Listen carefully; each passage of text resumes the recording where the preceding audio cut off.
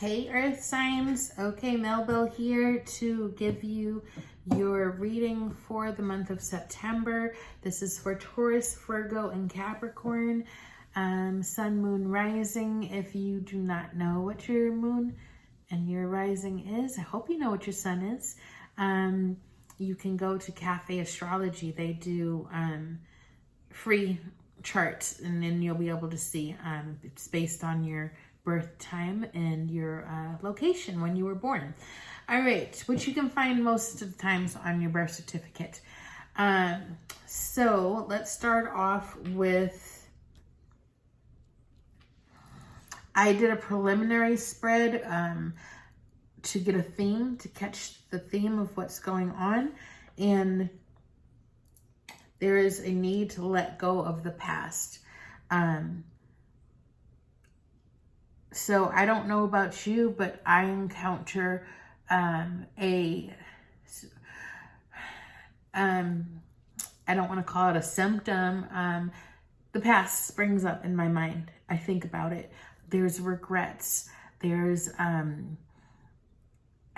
play out situations that happened 20 years ago and wish I had done something differently, and responded differently, behaved differently, made a different choice. Where would I be? Yada, yada. Which is all just irrelevant, unnecessary, unhelpful for who you are today as a person. Like the past, done. It is what it is. It's unchangeable. You cannot change the past. When you reflect on the past, the best you can get out of it is lessons, learning and knowing that either you made a great choice and you should remember that for next time the situation comes up, if it comes up, or where you went wrong and next time you will do better. That is the only thing that the past can really give you. It can give you nostalgia if you were reflecting on wonderful times. But in this reading, it looks like it is, it's not positive that you're thinking about. There's also, though, mourning the past. So maybe times when things were really great.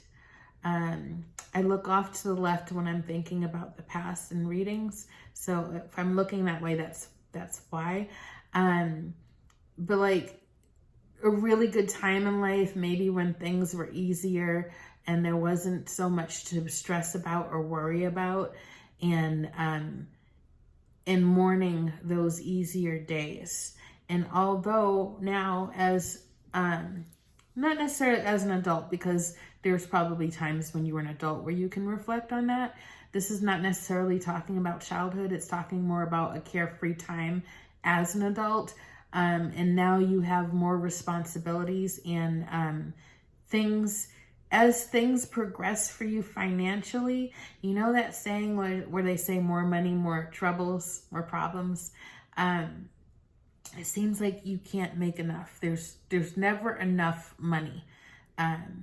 Why is it that I am making so much more than I made years ago and I still feel like I'm on the cusp of failing, or if something goes wrong, it would throw everything out of whack? How is that possible? Well, keep in mind, you guys, that the money's not the same as it was years ago. So when you were back years ago, if you were making the money you're making now, you would be hot shit years ago. Now you're like, I'm doing good. Wait, what? Why is that? It's because everything is more expensive.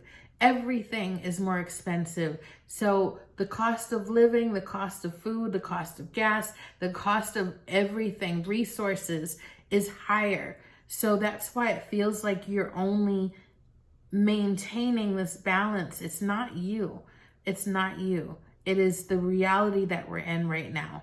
And so don't get fooled by that it's something that you're not doing enough of. There's only so much you can do. And there is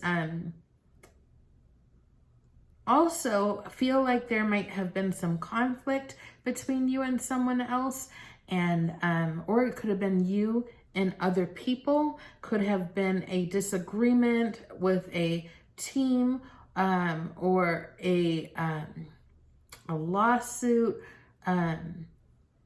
could be an argument with a doctor. There's so many things it could be, but the point is that that's done. You might find yourself replaying, continuing to get upset about what happened and how it went down, and either how it turned out. Maybe you're not so happy with the way it turned out, but it's done. It's over. It's time to let it go. It's time to move on.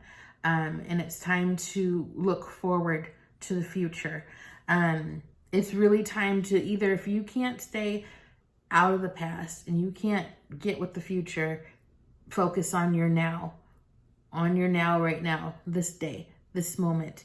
And things are going to come together for you. Things are going to come together. There's light at the end of the tunnel, basically, is what I'm gathering from this reading. It's just, you think a lot. You think a lot about everything. And you analyze and you turn it over 1,000 different ways. And that's what makes you you. And that's what makes you awesome. Because it is that mind that you have that gets you to where you're at.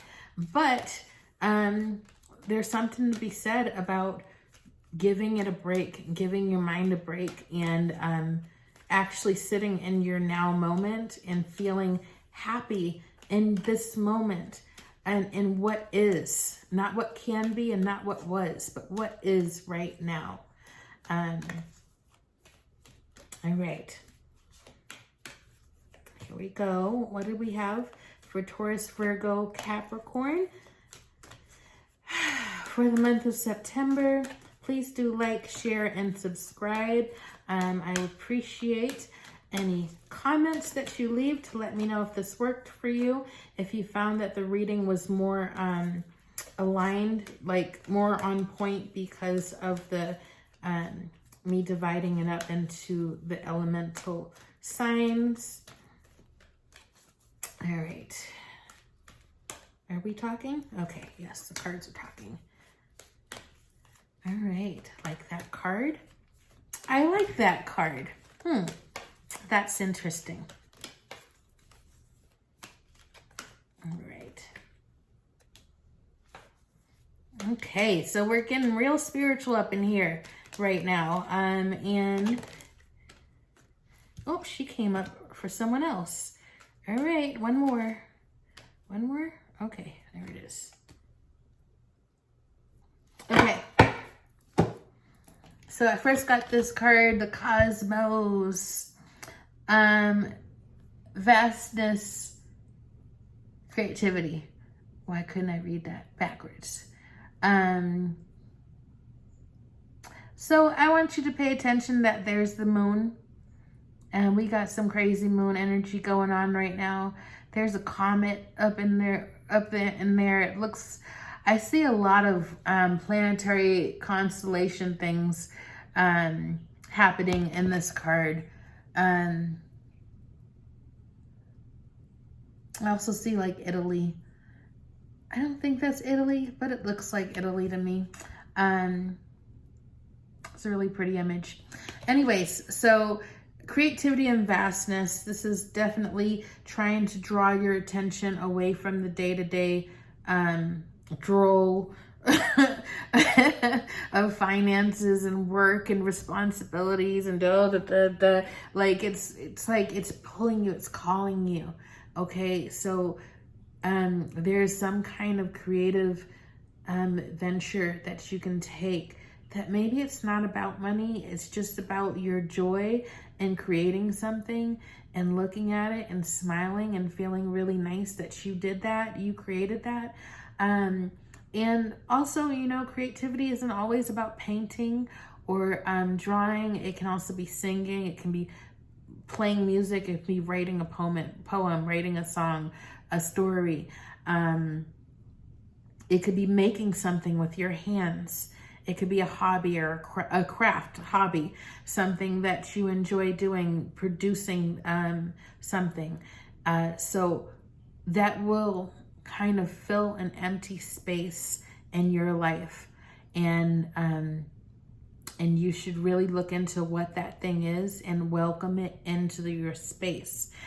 For one thing, it will help you to focus and to be in the present moment, which is what you need to do right now. And it will get you out of your head and into your creative spirit, your creative self. And when you are in that space, it really allows for a lot more of divine intervention, blessings to come in, because your focus isn't so streamlined on the problem. And because we have our free will, even if we ask for help, if we ask for help and then continue to worry about it and focus on it, then the help can't come through. So yes, you do need to do your daily things, right? Logically speaking, but worry and stress have no role in the manifestation of what you need. And I think it's an illusion, something that we've been taught, that if we're not thinking about it constantly, then we don't care enough to make it happen. It has no place. Think of it logically. There's nothing that stress and worry actually contributes to a goal. Okay, so you can think through something and how I'm going to do it and how is it going to work out.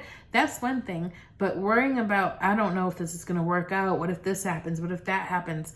That does nothing for you. Okay. The altar, priestess, preparation, prayer, sacred ritual. Okay, so this talks about getting to your magical self and getting to your workspace. Workspace being your altar, if you have one. If you do not, you might have one and you don't even realize that you have one. It could be on the top of a dresser or something, where you put all of your special little things. But it's about really putting some intention into your spiritual side of you, which might be where the creativity cosmos comes from. So maybe it has something to do with your spirituality, and saying like you don't have time to focus on that, or you don't have the energy. And it is possible that that is where the energy comes from. So it could be that way where it's like, I don't have enough energy to do this, but this is what's going to give me energy. For me, when I record videos, most times, I might not be high energy when I come into it, but I feel fueled by doing it.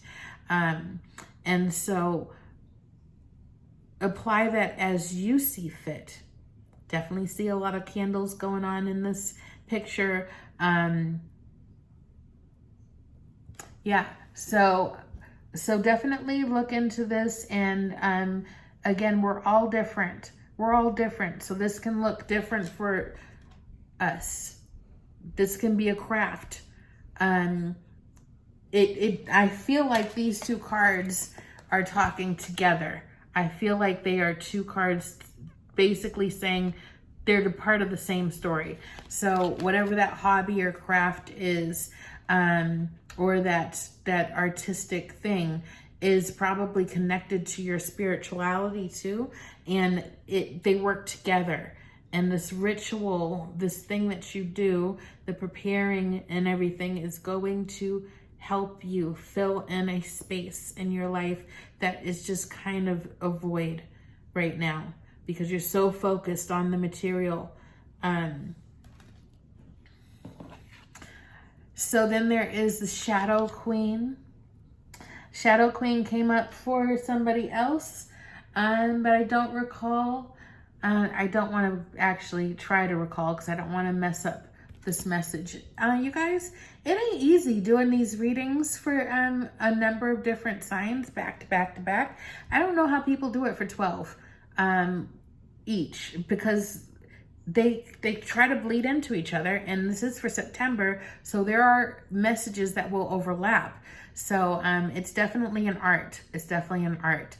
I'm learning, this being my first time around. So this card talks about your shadow self. It talks about I feel like acquiring knowledge about you, about yourself, learning more about who you are as a person, and actually the reflection on the past could definitely help you to understand who you are as a person better. Also, to reflect on where your shadow self comes into play. So the shadow aspect of you is not negative. It's not bad. It's just parts of you that haven't been brought into the light. And so all of you is valid. All of you is a part of you. You don't want to cast out some part of yourself because you don't like how it behaves. Bring it to the light and it will become something better. Insecurity and manipulation, what I'm learning in this card is how, because you're insecure, you may lean upon others to tell you what to do, where to go, and it might be a form of manipulation, but you're kind of manipulating yourself because you know that you're doing that. If you really are honest with yourself, you know that's what you're doing. But look at the Shadow Queen, has a very bright light in her hand. So illuminating the darkness, basically. So the thing about allowing yourself to be led by others is that if they were wrong, then the fault is not on you. Okay, so this is a place for growth. It's holding yourself accountable and responsible for the choices that you make, and making those choices from your heart, from who you are, and from what you think is best for you, and not letting other people make the decisions for you. Okay, so recapping very quickly here because we are over time. Get into a creative process. Try to let go of the past. Let go of the past, and if when you're looking in the past and you find yourself regretting the way that you acted or choices that you made, is that a part of your shadow self? And see how you can bring that part of you to the light and make better choices. Yeah, we're going to go over time a little bit because I feel like there's something left here. And there's just another little message here to tie that up. All right. So thank you for hanging out with me today, and I hope that this reading was helpful for you. Please take what resonates and leave the rest behind. All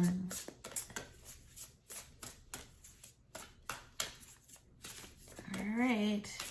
What is the message? One more card, please. Just one. That's all we need is one. We don't want 3. We don't want 4. We don't want 5. Here's the one card. Divine Matrix. Hello. Well, it's one card. Good Lord. It's one card, but it's like the card. Wow. Okay. It's a 44, which is an ascended message number.